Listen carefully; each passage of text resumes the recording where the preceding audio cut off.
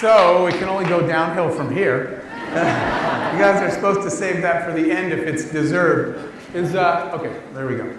By the way, I just spent the whole morning with your kids.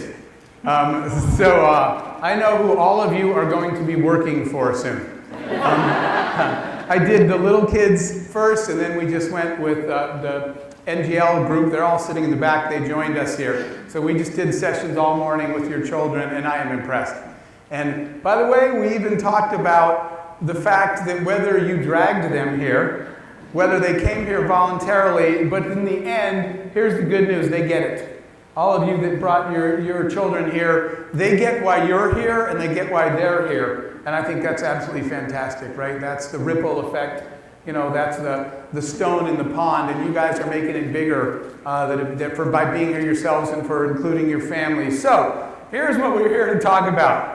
And I love One Life. For those of you who've heard me before at the various events, I'm here because I absolutely love this organization. In fact, I flew in from Spain to make sure I got here yesterday so I could join Brian and Will and Brother James at the school yesterday and talk to those kids and then talk to all your kids this morning. I absolutely love doing this because of the impact we can have. But let's talk about this. What does this mean? What is one life fully lived? And I just love actually thinking about that. And I'm going to tell you a little bit about my story in context, but really what the second part of this presentation is more important, which is why we do what we do. And I'm going to tell you a story of how I learned that. So this, by the way, my best friend, Michael. If you've never seen that picture before, what do you not see in that picture, right? Any safety equipment. Michael was the real Spider-Man. He set every world record in something called free solo, climbing like that. And when Michael used to go climb, and don't worry, he didn't fall or anything, okay? He never fell off one of these mountains and died, but he would say, I'm going to go climbing Saturday. And I would say the same thing to Michael all the time. I would say, can you wait till next week because I don't have time to plan your funeral? This was our running joke, right? And every time I would tell Michael, please don't climb, and look at his smile, right? If you can see the sparkle in his eyes, this is a guy loving life, all right? And so yes, he took risks, but he took challenges. He looked at the challenge way more than the risk in making it. And so I would say to him, one particular time when I said, Michael, seriously, you're going to fall one of these days and you're going to die from doing this sport. And Michael said something to me that really stopped me in my tracks. He said this. He said, you know what, you're right. I might die doing this, but I'll tell you what, man. He said, I'll take 40 years of living my life the way I live it versus 90 years of what everybody else is doing. And he walked out of my office and I was just stunned. And I sat there and said, okay, something just happened and I need to figure out what it was. And the reason why is because I looked in his eyes and he meant it. He said, if I have to choose between 90 years of average or 40 years the way I'm living, I'll take that deal. And I started thinking about it. What caused that? Well, I told you that he never fell off a mountain. However, unfortunately, at 42 years old, my best friend drowned in the Irish Sea in a freak accident. I got the call. We had the Irish Navy, we had the Coast Guard, we had helicopters, we had divers for days trying to find him in the North Sea, and we never found the body. And when we went back, and it was hard. By the way, for 2 weeks I couldn't get out of bed. I didn't care about anything anymore. Which, by the way, we'll talk about this later, made me realize a really huge thing. Why do we do what we do? Because it turns out it really doesn't mean anything if you're just doing it for you. And I didn't know that until I realized that nothing was fun anymore without my best friend around. Unfortunately, I hate to tell you guys this, but for the last years, I had a new best friend named Ian. And if any of you saw my social media, 2 weeks ago, he took some over-the-counter medicine, had a 1 in a million reaction, and was found dead on his kitchen floor. So I just went through this twice in a row, and I have not recovered from that one, let alone losing my other best friend, Ian, 2 weeks ago. And I'm not trying to bring you down, because you've got to look for the silver lining, right? In both cases, the families asked me to do the eulogy. And I was sitting and thinking about Michael, and I started thinking about Michael's life. Okay? And I started thinking about the definition of success. Here was the question. Why would Michael take the deal? He died at 42. By the way, Ian was only 38, my other friend. Why would Michael take the deal? I'll take 42 years of this life instead of 90 of everybody else's.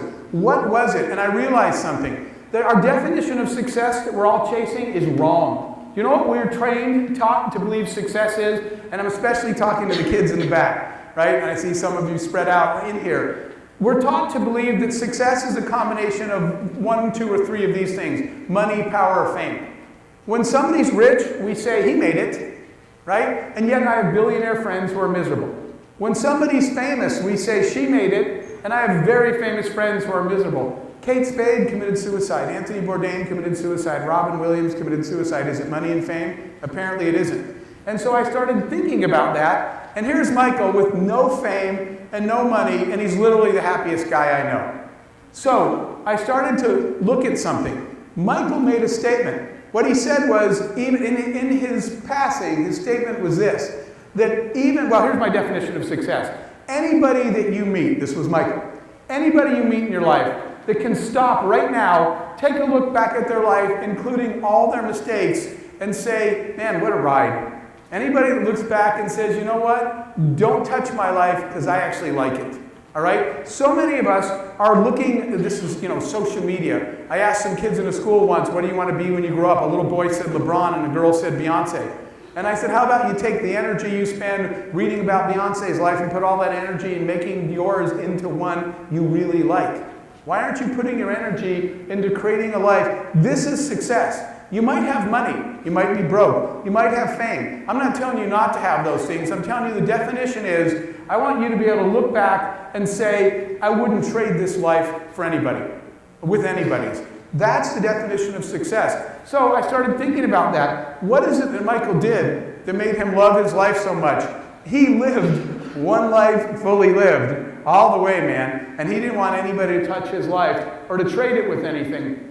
So, why am I here today? Why do I love One Life from the first day I ever met Tim and the team? It's because that is the answer. What Michael did was he dared to dream, right? He dared to dream, and then he created a roadmap. You know what he would say to me all the time? He would say, I got this idea, I just don't know how to do it. So I spent so many Saturdays saying, all right, let's lay out a roadmap, right? Nothing happens without a dream, but a dream goes nowhere without a roadmap. And by the way, a roadmap is just an interesting piece of paper without hard work, okay? And so that was the combination that I was believed in, that I've always believed in. In fact, before I ever met this organization, One Life, and the Dream It, Plan It, Live It, I had written something on my wall that's still there. And it was my fundamental belief in how the world should work. I wrote 3 things. I wrote, dream big, work hard, create value.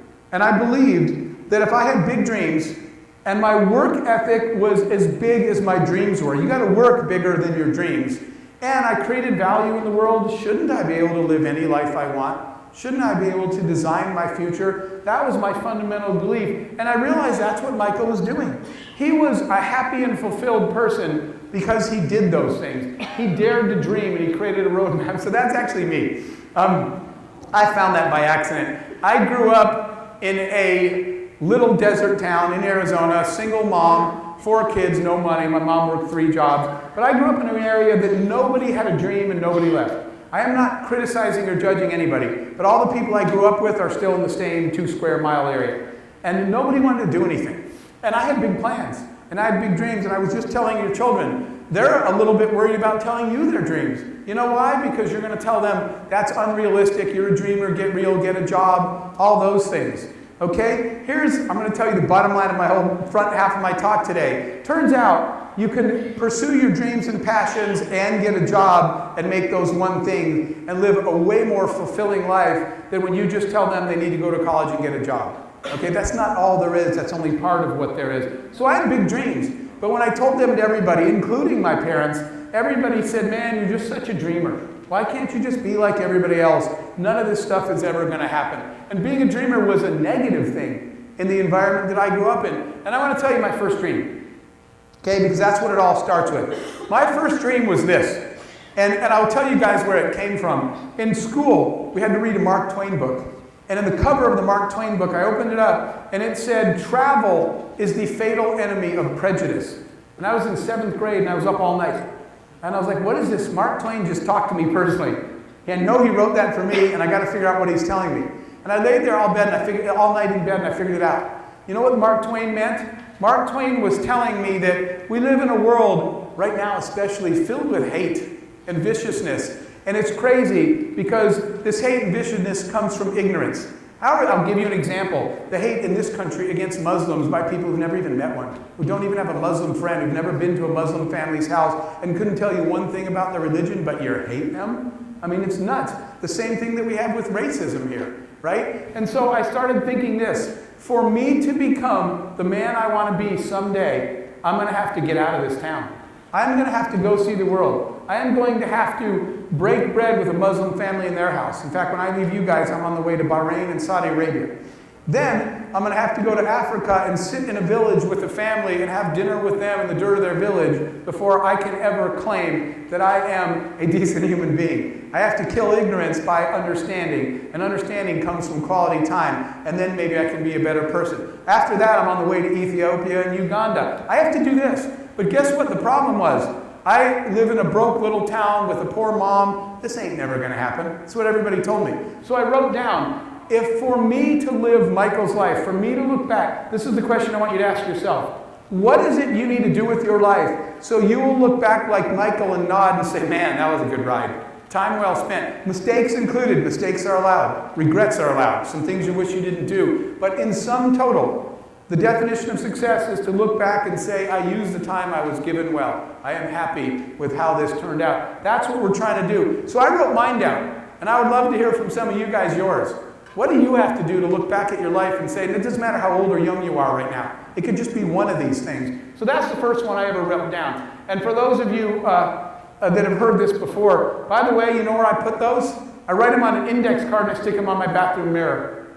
And you know why I do that? Because you know what everybody's doing? They're going to work every day, and your dreams, the thing you want to do, that's something that at the end of the week, if there's enough time left over and enough money, you have any energy left, maybe you go do something you want to do. Or I love this one. I'll work your whole life till you're 65, and now you're finally going to climb Mount Everest and both your knees are replaced already. Okay? I mean, the plan makes no sense. What are you actually doing all this for? So you know what I do? I write my dream at any time. I put it on my bathroom mirror. You know why it's on my bathroom mirror? Because what is the last thing I see every day when I brush my teeth? I see that and I ask myself, Jeff, what are you doing? What did you do today to get any closer to the life you actually want to live? To being able to look back and say, that was a good life. And every morning, where do I start the day? In my bathroom, brushing my teeth, and I say to myself, Jeff, what are you going to do today to help get any closer to this goal that you set? Right? So that's why they're there. You know why else they're on the bathroom mirror? Because guess what else is in the bathroom mirror? You're going to look yourself in your eyes and lie again. And you're going to say, no, this time I'm really going to do it. Right? Pretty hard to do that when you're staring yourself in the face and lying every single day about the life you're going to have if you ever get around to it. So I urge you to write it down and release that dream. Mine's on my bathroom mirror. So I'll tell you what happened in real life, though. My parents were like, Jeff, get a job. That's what people do. Be a responsible adult. And you forget your stupid dreams. It's time to grow up. And I remember thinking, and everybody told me that, grow up, man. You got to get a job, you got a family, you got responsibilities, whatever. Everybody, and so your dreams are childish, immature. And I remember thinking, is everybody around me growing up? Is everybody around me giving up? Because you know what you're doing? You're accepting the fact that a job is this thing you have to do, and a life is this thing you'll do if you have any time or money or energy left over. And what I want to tell you is that you can to have one life fully lived, and by the way, this is the beauty of entrepreneurship, is why don't you design both? But I didn't when I started. My parents said, go get a job. Society said, go get a job. My teachers said, go get a job. Universities are measured by job placement rate, not by quality of human fulfillment rate. No one asks if you're a happy person. They just ask if you have a good job and where you work. And your parents say, what are you making? Did you get a promotion yet? No one says, are you fulfilled? Are you happy? You love your life? So I did that. That is, in fact, not me. I just looked for the internet for a picture of some guy that had a job. And that's what came up. If that's someone in your family, congratulations, your relative has a job. So I got the job, and I was sitting there. And I will tell you guys the story of what happened this day. I was in my job, and one day it was a huge engineering company. My parents were proud. My son, we're so proud of our son. He has a good job at a good company and a good paycheck. Because apparently I had everything but a good life. And I sat there every day, and I hated it. But everyone was proud of me. And society, I was doing what I was supposed to do. One day, go out till it's lunch. I can't wait to get out of this job I hate. Look at the clock, it's lunch, I get in the elevator. There's this guy I know in the elevator, one of my friends. I was like, Brian, what are you doing here? And he's like, Jeff, I work here, what are you doing here? I was like, dude, I work here. How have we never seen each other? I said, where do you work? Brian said, I work on the 6th floor in marketing. I said, that's why I've never seen you. I'm an engineer. Engineering's on 4. So I come in and I go to 4 every day. I go home that night. I'm brushing my teeth, and what do I see? Visit 50 countries before you die. I literally dropped my toothbrush, fell out of my mouth, and I looked myself in the mirror, and I said, visit 50 countries? I have never even visited the 6th floor, okay? Somebody said to me, what's the most exotic place you've ever been? I said, accounting on 5. They were kind of scary. I ran out. I don't know what country that was. I don't know what language they were speaking. I'm an engineer. So I quit. I quit that job. And I'll tell you what happened. I went out into the world, and my parents called all their friends and said, remember we told you our son was a good boy? He's not. He's an idiot. He just quit his job. Right? My mother called me. They're all yelling at me. I'm broke. Right? I'm unemployed now. My mother's like, how could you be so stupid? What kind of kid did we raise? You had a good job and you quit. And I was like, Mom, I didn't have a good life. And she said, well, now you got a worse one. Congratulations. Right? My mom's like, do you need groceries? And the truth is, yeah, I was kind of hungry. In fact, I made a mental note to self. Next time, quit the day after payday, not in the middle of the pay period, because I didn't get money for like 10 days for my last check. But I wanted freedom, and I wanted to live a life fully lived. I wanted a dream and a roadmap. And so what I had in my mind was what I want you to have in your mind, that chasing your dreams and your visions to have a great life and having an adult, grown-up job are not mutually exclusive. Quit accepting that premise. My question is, why don't you just design a life that does both? So with that in my mind, I bought an airline ticket to go see my mentor. And when I got to the airport, it was a big, long line. And it took an hour to get to the front. And when I got there, I missed the flight. And I was very upset. I'm already broke. I can't afford to lose this airline ticket. I'm already very upset. And the woman's like, next. And I give her my ID, and she gives me a boarding pass. Next, Hoffman, here you go. And then I realized I missed the flight anyway. And I was upset, and I said, this is ridiculous. And she said, what? I said, we're standing here for an hour in line. The line was 59 minutes, really busy Friday, and all you did was hit print and give me a boarding pass. And she's like, next. And I was like, well, ma'am, I'm trying to make a point here. And she's like, next, right? And I said, well, why are we all standing in this stupid line for 1 hour for you to hit print? This is a ridiculous process. And like she's eyeing security, like get this guy out of here. So I turn around, but here's the moment that's important. I was a very low moment. I'm unemployed, my parents are mad, I'm hungry, I don't have a dime, I don't have any income coming, the world's mad at me, and now I'm irritated because I missed this flight, I lost this money, and I'm a million miles from the life I want. But here's the important part, and especially for the young people in here. I was thinking, I have to be a grown-up and I have to pay my bills. My mom's right. I need a job, but I'm not going to do the rest of my life doing a job I hate just because it's a job. I have this dream. What was my dream? To go see the world. How do I combine those? And at that moment it hit me. But it only hit me because I was looking for it. I hope that makes sense to you guys. If you're not trying to make your dream happen, it ain't going to happen. And so I said, this is my moment. And I turned all these people in line, and I was thinking, how do I create a future where I get to see the world and still pay my bills? So I'm going to tell you what I did. I went home on that Friday, and I started my first company at 20-something years old. And if you've ever been to an airport, probably anywhere in the world, and you've checked yourself in on a kiosk, that was my first invention. So I went home, I invented those things, and I started with things. You know, it's funny. People send me texts from a picture of themselves in an airport, standing next to one with their arm around it and a boarding pass, and it just says, thanks, Jeff. I still get those. It's kind of funny. So guess what happened? I started, that was my business, and I'm gonna cut forward. Now it's a Saturday later, and all my friends call, college football Saturday, you coming over for the game? I said, I won't be here. And they're like, where are you going to be? I said, actually, I'm going to be in the Netherlands. And they're like, dude, how are you going to the Netherlands? Aren't you broke? I said, this is the coolest thing ever. It's my job. And they're like, what happened? I'm going to tell you what happened. I'm sitting in my office one day, the phone rings. And I was like, it's Jeff Hoffman. And they're like, KLM Royal Dutch Airlines. And at the time, I was like, Dutch, I should have not slept through 6th grade geography. I don't think they're German, that's Deutsch, right? I don't think they're Danish, right, from Denmark. And the guy goes, Dutch, we're from Holland. I was like, I knew that. He's like, no, you didn't. Okay?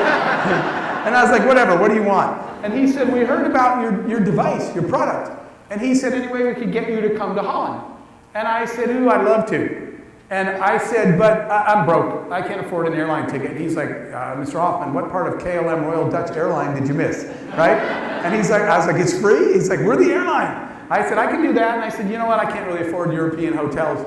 And the guy's like, yeah, KLM owns half the hotels in Amsterdam. I was like, this is getting better all the time. I got on a plane, I went to Amsterdam. I got there and I see that right out of my little desert town from that first picture. Netherlands was number 3 on my list of 50 countries to see before I die. And now I'm standing there, right? And the guy says to me, have you ever been to the Netherlands before? And I said, I've never even been to the 6th floor, right? And the guy's like, what? And I said, never mind, right? And he's like, anyway, we can get you to stay the weekend so we can show you our beautiful country on us. I was like, hidden camera prank show, now I get it. And he's like, no, seriously.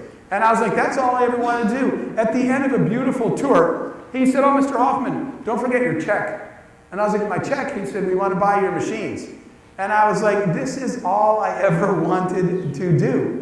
Okay, was to see the world and be a responsible adult. It turned out because I was looking for that so that I could look back at my life one day and say 50 countries. That's the life I wanted to live. I'm happy with the way I spent my time. That's what everyone in this room should be trying to do no matter what age you are. Now you should be less surprised that we did this. What was this about? A company created by a bunch of people that wanted to travel and see the world. You want to hear what's crazy? By the way, if you've seen Booking.com, you know that's the same company. You probably don't. Booking.com and Priceline are all one company. This is a company today started from scratch, startup by people that were passionate about travel. And today this company does business in 190 countries.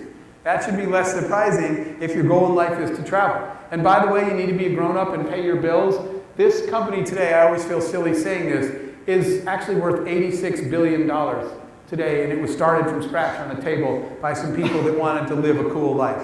All right? That is not only your responsibility, it's your opportunity. I told you guys my goal was to visit 50 countries before I die, which I hope is not soon. I just visited country number 96 a couple of weeks ago. And thank you. For the young people in the room, the crazy part is I get paid to do that. Okay? It's all I ever wanted to do. So you know what I did? I just want to tell you the formula real quick. Then I want to move on. I was like, okay, now I got a little bit of a formula here. So I tore that card off my mirror, and I was like, what else? I want you to ask yourself this. What else? What is another thing you'd want to do with your life that when you look back, you're going to say, that was a good ride, man. That was a life well lived. You're going to be happy like Michael was with the way you spent your time. And I said, well, I love music and I love being around music, right? Last night was so much fun that we had a little concert performance here. And so I wrote that on the mirror. I want to produce concerts. I want to go on tour. All my friends go, including my own parents. There goes that Jeff the Dreamer with another stupid idea that's never going to happen, right? But there's a formula, guys. The formula is pretty darn simple. The formula is this. Entrepreneurship is about problem solving, okay? Problem solving comes from finding a problem in industry that you can solve. Let me do this really quick. You decide what a dream is. I want to be in the music biz. I'm an engineer. I'm a software engineer. All my friends like, Jeff, you don't know anything about music. So what you do is you study the industry you want to be in. And your goal is to become valuable to the people you want to be around. And you do that by solving a problem that they need solved that they don't have a solution for. This isn't rocket science. Okay? So you know what I did? I started studying the music industry. Every night, even though I'm a software engineer, I read everything I could about music. And then I started cold emailing people. And 99 out of 100 don't answer, and 100 said, I'll buy you, I'll have coffee with you, I'm a music producer. And suddenly you're in. And people like to talk about what they do. And I'm meeting people in music. And in my research, I discovered that the concert and touring industry has a magazine called Polestar. Never heard of that, but because I was up all night researching music. So I spent the $12.95 and I bought the magazine. And in the magazine were articles by concert producers. And what's at the end of an article? Their email address. So I started emailing people. All of a sudden I'm studying this, and you know what the formula is? Study an industry, make a list of all the problems they have to solve. So I wrote them down. Somebody has to write a song. Somebody has to, not me. Somebody has to sing a song, not me. Somebody has to dance. You do not want to see that, okay? But I kept listing the problems that industry faces. One of them was financing. Beyonce doesn't hire herself. Somebody produces a concert or a tour and makes an offer to her. Somebody has to put together a financial package. Hey, I do that. You do that if you own a business. You know how to finance things. At the end, somebody targets a market, an audience, puts together a marketing plan, promotions, advertising, contests, promotes. I know how to do that. I do distribution every day. I sell my products. So you know what I did? I crossed off all the problems I couldn't solve. I circled the ones I could. Then I went to the music industry and said, what are the biggest problems?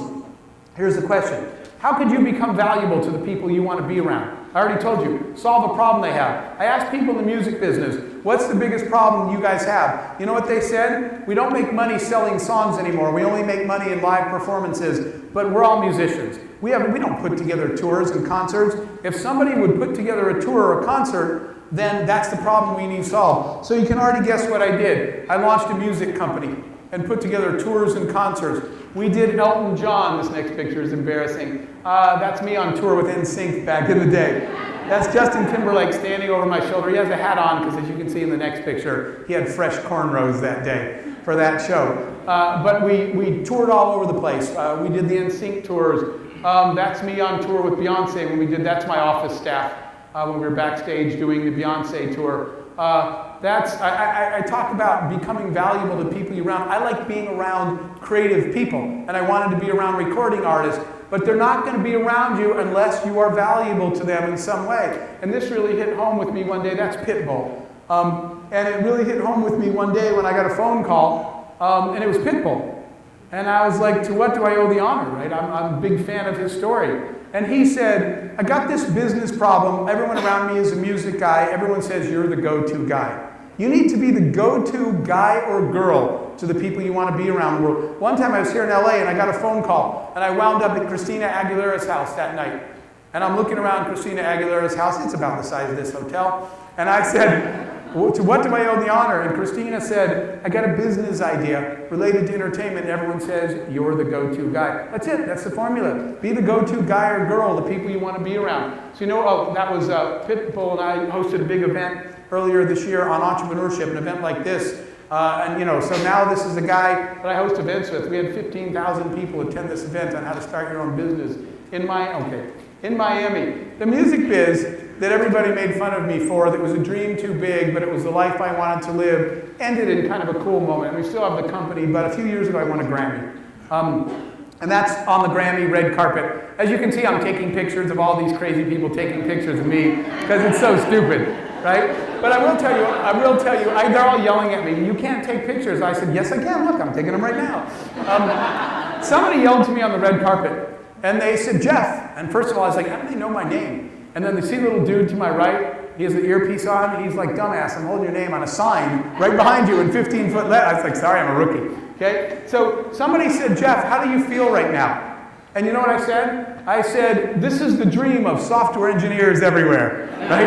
And the whole red carpet went quiet, and the little earpiece dude goes, man, you're killing the vibe, just shut up and keep walking, right? And I was like, inside joke, because I'm not supposed to be here. That's because you allow yourself to believe you're not supposed to be there. Why do you let the world tell you what the limits are? Why do you let the world put a roof over you? Everybody told me, you're a software engineer, you're not a music guy, you can't just go in the music business. And I said, what if I could be valuable to them by solving problems for them? I'll bet I could do it. You can. You can do anything you want if you are a valuable problem solver in the world. So you know what? I tore that one off, and I wrote this down. I said, you know what would be cool before I die so I can look back like Michael and say, man, that was a fun life. That was a good life.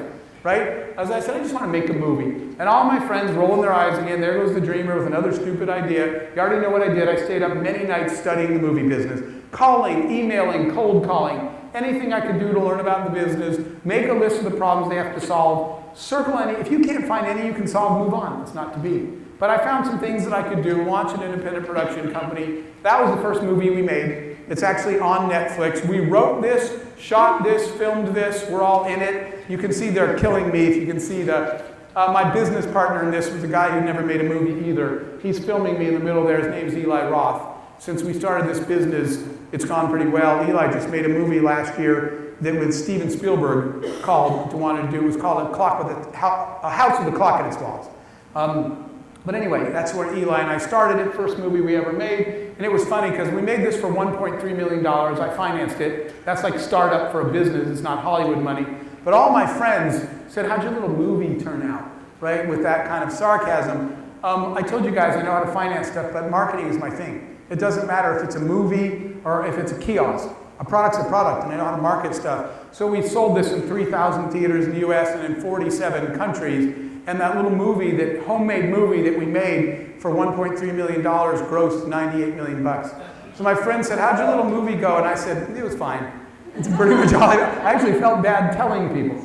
So, we started a TV company 2 years ago, and last year we won an Emmy. I got an Emmy for a show that I didn't even want to post it because I was like, people are just going to get mad at me. But you know what they're getting mad at me for? Because I'm not afraid to fail. Don't fear failure, guys. Fear apathy. Okay? Apathy is the person that says, and doesn't try. Failing is not only a good story someday, right? But at least you're living. Everyone else is safely on the couch. Even when you fail, you're out in the world and you're living and you feel alive. I'm not afraid to fail. I'm afraid to not try. Because I'll spend the rest of my life wondering what I could have been. I'll just find out. And the things I can't be, I can live with it because I gave it my best shot. And if it's not meant to be, it can live with that. But don't sit on the couch every time you go to a movie wondering if you could have made one. Right? Give yourself a chance to fail. Failing is living. By giving yourself a chance to fail, you just open the door to success because now you're actually in it. And you weren't in it before, you didn't even try. So what made this happen? How did I get to my one life fully lived? And now we're going to go into the second half, the part that really counts, was that I created a roadmap for reality, for the things that I wanted to do. How did I do that? It's coincidence. Entrepreneurship is not a job. People tell me, Jeff, I'm an entrepreneur.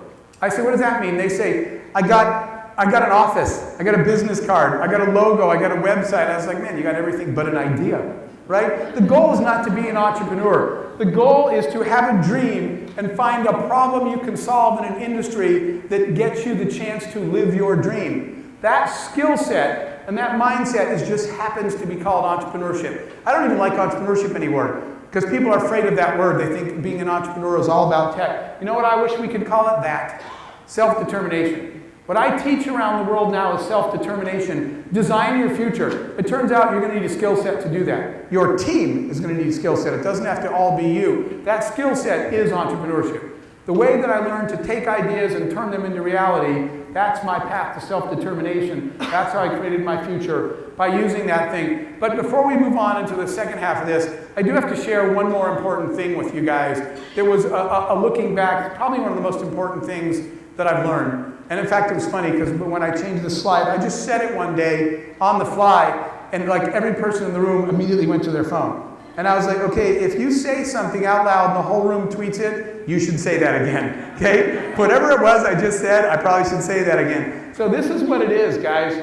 Don't chase money, chase excellence, all right? And I said that in that room because everybody's chasing money and nobody, here's the problem.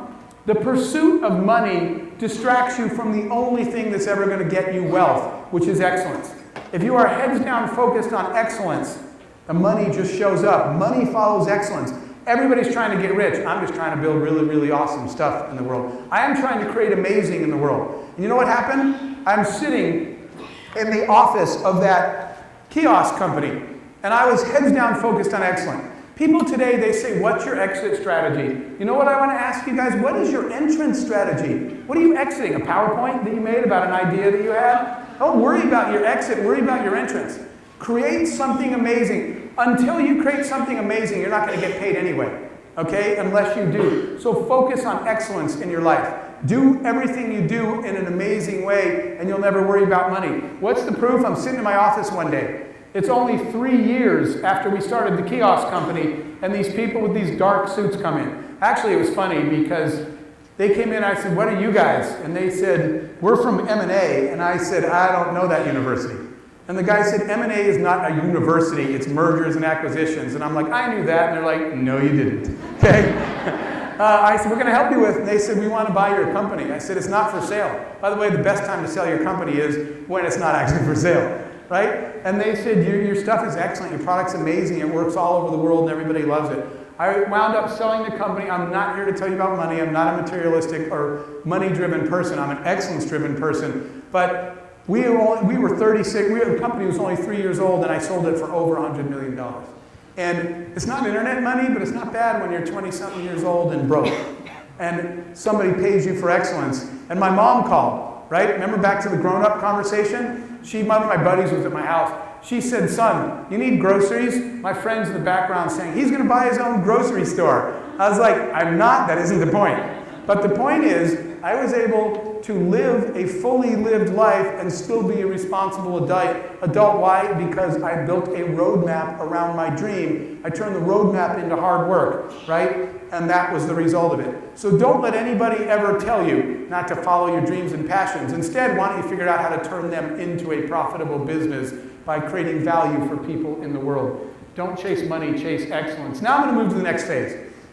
This is what I really came to talk about. That is not my house, so don't show up there. I found it on the internet. I Googled somebody living a decent life, and that house came up, so there you have it. Okay? It's a symbol. And here was the symbol.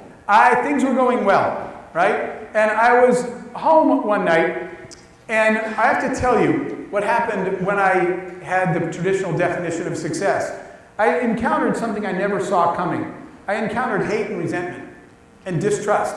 And friends, I'm serious, people started hating me, right? They were saying nasty, well, you don't care, you don't get it, all you care about is your precious money. I was like, I never cared about the money in the first place, right? And everybody was mad at me. And there was anger, and people, like I said, that I thought were friends that were just spitting hate at me. And I called my dad one night, and I said, why does everybody hate me? And my father said, they don't hate you, they're jealous. And I was like, well, that's not better, right? Because these were my friends, and now everybody's got this negativity towards me. And I started thinking about that, and I realized this: no one hates you when you're broke. When you're broke, everyone puts an arm around you and says, let's go drown our sorrows together. But when you've achieved success, whatever their definition is, it changes everything around you. And I felt bad. I was sitting here thinking, there's a lot of people in the world struggling, and I'm sitting there. And how is that fair? And I've lived way more blessings than I ever would have asked for. Right? And I was thinking the world's unfair. I get all these extra blessings, and there's a lot of people that have none. And I felt bad, but I didn't like to hate. And you know what I wound up thinking? My life was so much simpler before I made this money. And there was a song on the radio then, some of you remember. It was called Mo Money, Mo Problems. And I couldn't get it out of my head. I was thinking, man, mo money, mo problems. That guy was right? Because my life is complicated and people hate me and I don't like it anymore. And I had a thought that night. I thought, you know what? I wish, no one hated me when I drove a used Hyundai, right? Which is what I was driving before I sold my first business. I was thinking to myself, you know what? I wish I never made that stupid money. And then I sat alone on my house and I said, that ain't right. Why am I the one feeling bad? I'm the one person that had big dreams, big goals. I tuned out all the negativity. I didn't listen to no. I fought my way through it. I stayed up all night researching. I did what I said I was going to do, and I'm the one who feels bad? How is that right? I shouldn't feel bad for succeeding, but I do. And so it was all bugging me, and I just wanted to get away from it. And when I need an escape, I forgot to tell you something else. I was walking down the street just before that, and I saw this on a sign. And it said, you may be successful, but will you matter? And I went home and I was up all night again. And I was thinking about this, because success is another exit. Success is making another dollar for you, but mattering is making somebody else's life better. And I started thinking, I don't want to be judged by the number of dollars I made. I want to be judged by the number of other people's lives I made better. And yet all I do is make another deal, make another dollar. This ain't right. That phrase bothered me. You don't matter for what you do for yourself. You matter when you start changing other people's lives. The rest of success doesn't really mean anything at that point. And while I was sitting there that night, and you know, part of this is what Tim and Susan and Brian and the whole One Life team, we talked about why we're here today. That was then. It's even worse now. The world needs you to matter. Okay? The world's got a lot of problems right now, and there's a lot of people that need our help. You need to matter. All right? So I was trying to comprehend the relationship between success and mattering, between my success, even my unhappiness, and mattering. So when I am down, I wanted to share that with you. When I was standing here, when I won that Grammy, I was on this complete high, natural high, because it was so surreal. I mean, what, I'm the little kid from that desert picture, right? That's a stupid, big, crazy dreamer, and I'm standing here now, and the first person we met after they gave us the Grammy was Taylor Swift, and she's like, can you guys come over to my house and play your music? I'll make dinner. And I was like, whose life am I living? Because this can't be me, right? And I'm sitting there and I'm thinking about all that stuff. When I left, I was on such a high. I went to New York City from Hollywood. And like 5 times, New Yorkers grabbed me by the back of the neck and pulled me out of traffic because I didn't even hear the sounds of New York.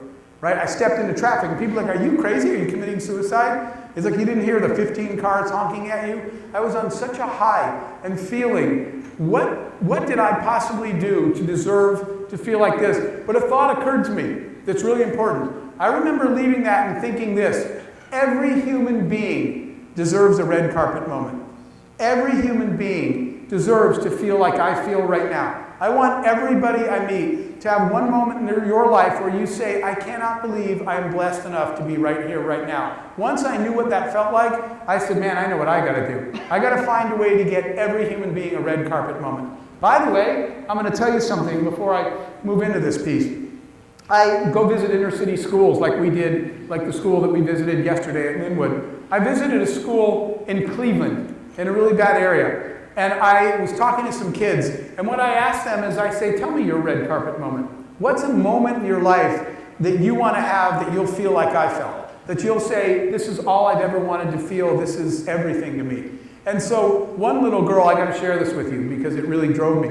One little girl, she was 16, and she came up to me and she wouldn't make eye contact.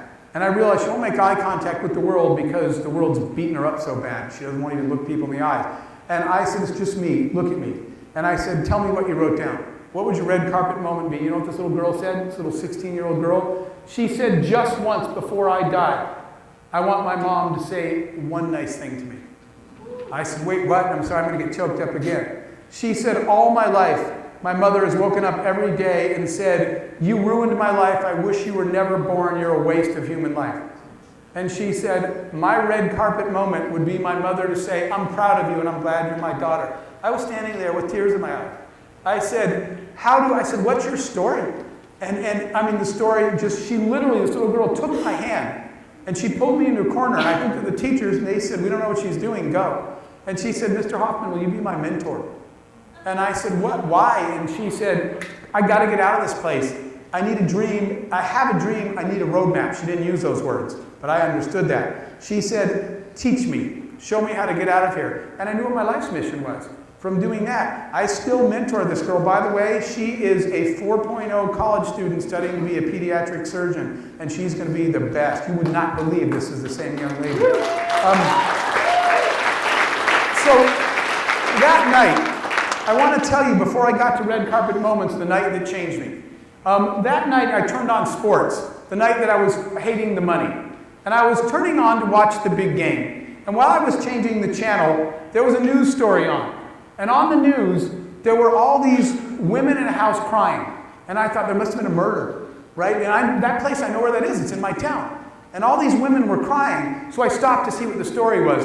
It wasn't a murder. What it was a home for abused women. And these 2 women who'd been abused had bought this house, and they told other abused women, come live here free. And what happened was they ran out of money, and they were being evicted. And I stopped on this story, not because I had personal experience with that, but because one night I saw a news story. And in the news story, when I turned it on, the female reporter said, she's in the hospital, she's recovering from the abuse, and she's going to live. And then she said, her husband is finally in jail. And then she went back to the male reporter. And he said something that made me, still I can feel the anger now. He said, why didn't she just leave? Do you know what that means, guys? The first time you're abused, it's his fault. Every other time, it's your fault. Because you should have left. You know why they don't leave? Because there's nowhere to go. They have no money, no family, no friends. There's nowhere to go. So I watched this story because these women were creating somewhere to go for abused women to get out that had nowhere to go and no money. But they ran out of money. And I was watching this, and it made me feel bad. The news reporter, she says to the one woman, where will you go? And the woman said, he told me he'd kill me if he ever found me again. So you know what I'm doing? I hide in this house and I don't sleep at night because every noise I hear, I think it's him and he found me and he's going to come in and kill me. I don't even sleep anymore, hiding in this house. And the news reporter, she's doing her job. I'm not mad at her. She says, what about you? Where will you go? And the woman said, I have these 2 kids. I don't know what to do. She said, he broke all my ribs last time. I can't go back there. She said, but I don't have any money because I can't get a job. I can't get a job because I can't pay for daycare for my kids. And I can't pay for daycare because I don't have a job. So I'm just stuck here forever. She said, what are you going to do? She said, I guess we'll go hide in the streets. And she said, and hope I don't get raped or kidnapped there. And the news reporter said, well, there's the story. And she turned back and she said something that every one of you heard. She turned back to the TV and she said, coming up next, sports. And I was stunned. Do you know what world we live in? We live in a world called coming up next sports. I actually say that to people when they say things really insensitive now. My friends all know this. I'll turn around and say, coming up next, sports. You know, I was sitting there, I was thinking, one night I was watching TV on a Monday. And remember the tsunami in Indonesia? They said Indonesian death toll hits 90,000. Coming up next, Monday Night Football. And I was like, oh my God, what kind of world do we live in? But I thought something that every one of you have thought. Before this game came on, I thought this. They should help those women. They should do something. Every one of you has seen a bad story. You've driven by someone in the city you live in, and you said, man, they should help those people. And then, this is the moment I wanted to share with you today. A thought occurred to me that changed the entire rest of my life. This was the epiphany moment in my entire life. I have a board in my home and in my office where I write down the things that drive me. People keep asking me, why don't you retire? Somebody said to me, why don't you just golf now? Well, first of all, I don't golf because it's not a sport if you can't play defense. I'm just saying. If I could block his shot on the tee with my club, I would totally golf. But until they allow defense, I'm out. So my friend's like, why don't you golf? I'm going to tell you, it's because of these 4 words. When I sat there, if everybody looking at a problem says they should do something, who's doing something? Nobody, because every one of us says, man, they should help those women. So I stood up and I wrote these 4 words on the wall. This is what drives me every day of my life when people say, why don't you just retire? There is no they, it's you. Guys, it's us. You don't say they should help those women, you help those women. There is no they. It's us. You got to do that. So you know what I started doing? You know what I did the next day? Oops, I didn't mean to go to that one yet. The next day, I picked up the phone, and I realized, I got up and I said, oh my God, there is no they, it's me. And I said, I'll help those women. And the money I hated 20 minutes ago, thank God I worked harder than anybody and dreamed bigger than anybody, because right now somebody needs it. And you know what? All of a sudden I had a purpose for the money I made. I don't hate it anymore. Right? And I realized there's no they, it's me. So the next day, I called the news station. I asked for the information about this story, and they said, it's public, we'll give you the information. So I found out how much they owed. And I went down to my bank, and I went down there. I didn't want to do a check or a wire, because I didn't want my name on it. I don't want the story to be, internet guy gives money. I want the story to be, abused women need a place to live and we need to take care of them in our community. That should be the story. I can't be in it. So I want to do this anonymously, which I needed cash. By the way, I took my shoes out of my gym bag and I went down to the bank to get the cash. And when I went up there to get it, I came at the wrong time because I asked the lady for the money and she immediately went on break. And she's walking away. I said, are you going on break? Can you take care of me first? And then I turn around and everyone in the bank is going on break. I was like, are you guys closed at lunch? What's going on? And what happened was she stepped on the silent alarm, right? And they were all going into the vault. And I'm trying to figure out why everybody's going on break at the same time. And I see this face. It's the bank president. And he pokes his head out and he goes, I'll call the police. Call him off. It's all fine. That's Mr. Hoffman. I know that guy. And he comes out and he goes, Jeff. And I said, what? And he said, in the future, when you walk into a bank, set down a duffel bag and ask us to fill it with money, that's a bank robbery. Okay? And I was like, look, I didn't mean it. And he's like, yeah, don't do that again. He said, what on earth are you doing? And I said, this is my money. I made it. He said, it's yours. I said, I can do what I want with it. He said, yes. I said, I need some of it now. I need this much. I got in my car. I took the duffel bag. I drove over there. I parked 3 blocks away so they wouldn't see my car. I walked to this house. I went into these women. And I said, I need to talk to you. And they were all crying. They had till midnight that night to go to the streets. And the woman said, whoever you are, whatever bill we owe you, we can't pay it. Leave us alone. This is a bad time. I said, I'm not here to collect the bill. She said, whatever you want, the women, go away. And I said, give me 30 seconds. She said, for what? I said, just look in this bag. That's all I'm asking you to do. She said, what's in the bag? I pushed it across the table and said, look in it. She opened it and she saw the money. And she sat back, right? And her whole face, her whole jaw dropped. And she said, what is that? And I said, you're being evicted because you're 4 months behind on your rent. I said, I paid, this is the 4 months that you owe. And she looked and said, what else is in there? It looks like more. I said, I figured out your bills for the entire next year, and I put that in there too. Your back rent is paid, and I'll pay you an entire year so you guys don't have to be stressed for a year.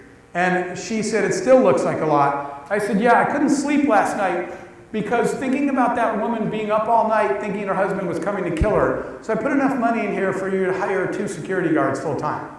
And she said, is there more? I said, I also put in enough money there for you to buy a complete perimeter security system. And she started to get up, and I grabbed her arm, and I said, wait, don't go yet. She said, what? And I said, it kind of bothered me that none of these women can get a job because there's no daycare. So I also gave you enough money to start a daycare center and hire people to take care of their kids.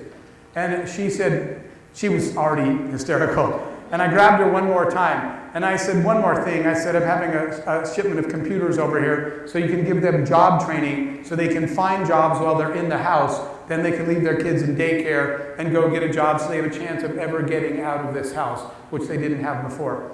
And she burst into tears and ran off. I ran out and went home.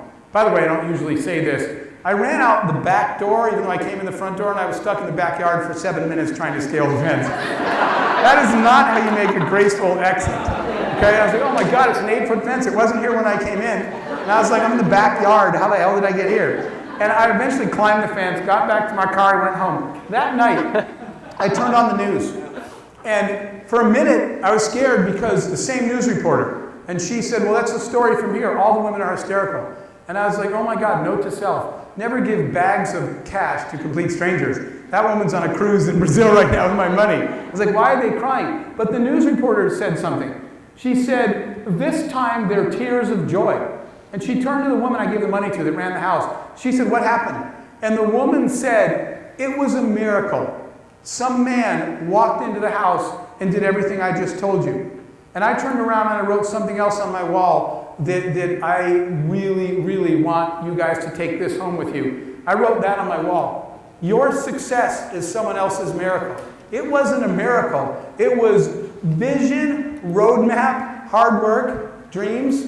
This was no miracle, but your success is someone else's miracle. That woman wrote that. I never hated money again. I couldn't wait to go back and start another company and make more money. So you know what we did with that? By the way, let's be clear about this. I'm not ashamed that I made money. There's no shame in life in making money. The shame in life is not using it to help others.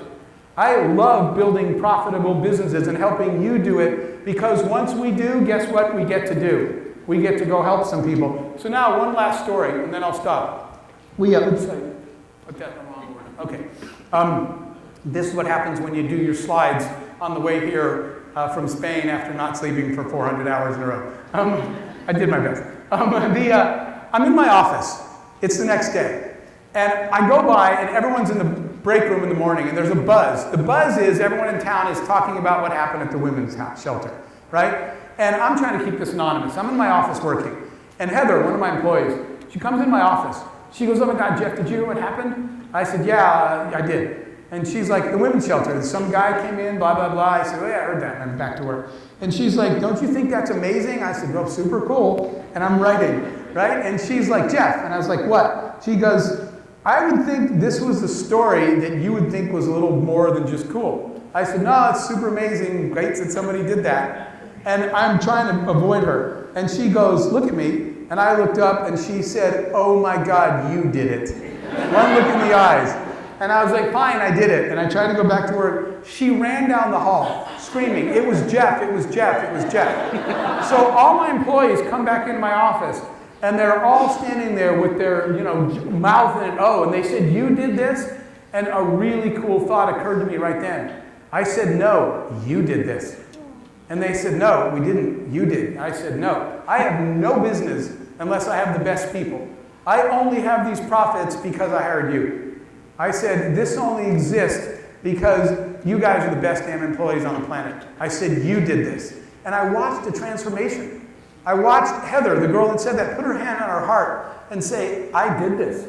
And her entire demeanor, she told me her entire life changed at that moment. She said, I did do this. I said, yeah, you did. I said, your hard work created a home for those women.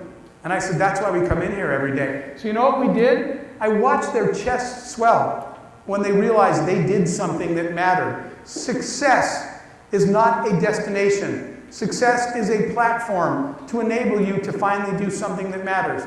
I finally figured that out. Everyone's telling you to be successful. You've made it. No, you haven't. You finally started. Success is the launch point, not the end point. It's the platform that enables you to do something that counts. So the last thing I'm going to share with you guys is we started something I want you to do if you own a business. We started community projects. Every single quarter, I take a percentage of profits and I put it in the community fund. And I tell the employees, do something for somebody in our community. Every quarter, I take a percentage.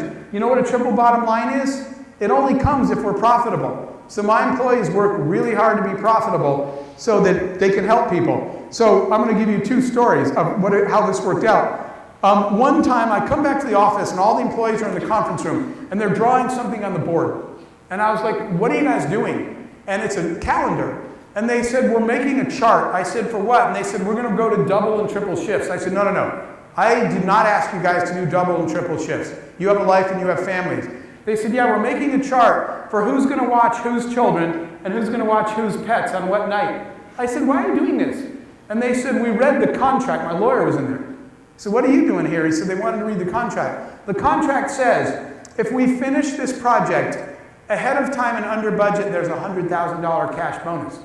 And I said, oh, okay, you guys want the money. The holidays are coming up or whatever. And they said, yeah, about that. We wanted to ask you something. I said, what? They said, we don't want the bonus. I said, then why are you working around the clock to get a $100,000 bonus? They said, because we want to put it in the community fund. I said, why? They said, it's not in the budget, right? I said, you can't budget a bonus. They said, so you won't miss it. I said, I wasn't planning on it.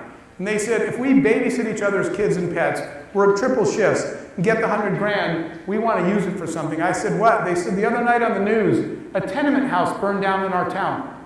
It was 4 families, low income, no insurance, no money. They lost all of their clothing, all of their belongings, what little furniture they had, their homes, burned to the ground. No insurance, no relatives, no money, no clothing. Could you imagine? I said, what do you want to do? They said, we want to build them 4 houses with the company's profits. I said, yeah, we're software engineers. Who's actually going to build the house? And they said, we already called Habitat for Humanity. Habitat for Humanity has to beg for money. They were thrilled that my people said, we'll fund 4 houses, just show us how to build them. You know where they were on Saturdays?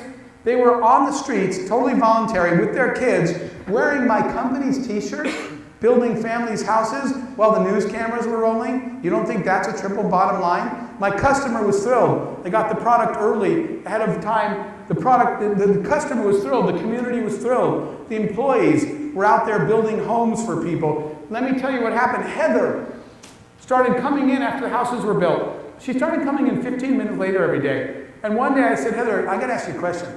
She said, what? And I said, it's none of my business, but it seems like you come in 15 minutes late every day. I said, are you driving a different route? She said, yes, sir, I am. I said, what are you doing? She said, Jeff, every day I drive from my house, I go over to those houses, I park in front of the houses, and I look in and I see 4 families with plumbing, electricity, fire extinguishers. They're happy, they're laughing, in good lighting, they're feeding their kids and getting ready for school. I watch them get ready for school every day, then I go to work. And she said, every day I come to work, I am so lit up, I am so energized. Imagine your employees being able to drive through a town and see a house they built and a women's shelter that they saved, and the effects of your hard work on the community around them. My employees live for community projects. Now, some of you will tell me, well, we're not making money. And what I want to tell you, it ain't just money. Don't kid yourself. One quarter, I went in and I said, guys, bad news. We have 2 deferred contracts. There's no money. And they said, we already figured that out. I said, well, what are you doing with the quarterly, the community fund? There's no money. They said, Jeff, we were studying, and we realized of the 11 senior citizen homes in our town, 9 of them are basically in the hood. There are places, they're horrible. Nobody goes there, and their families don't take care of them anymore. And I said, so what are you going to do? And they said, so we went around town, grocery stores, we collected clothing, winter coats, gloves, shoes. She said, we all got canned food. We all bought food from home, and then we all baked stuff. The holidays are coming up. She said, we're going to go Christmas caroling and deliver clothing and food to those 9 senior citizen homes. I said, can I go? They said, sure. We get to the first home. This was kind of funny because we start singing the first Christmas song. And I was like, oh my God, we are software engineers and not musicians. It's like this horrible screeching sound, right?